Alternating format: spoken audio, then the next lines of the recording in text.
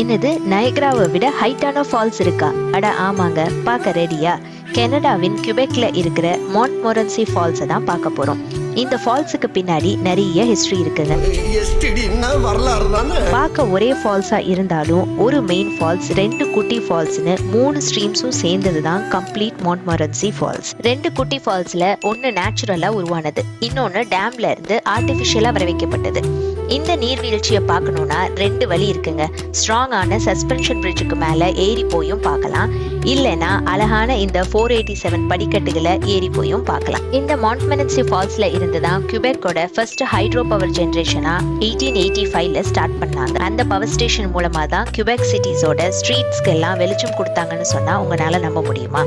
ஆமாங்க, இப்படி ஒரு பவர்ஃபுல்லான ஹிஸ்டரி இருக்கிற இந்த ஃபால்ஸுக்கு பின்னாடி அழகான சோகமான ஒரு காதல் கதையும் இருக்கு.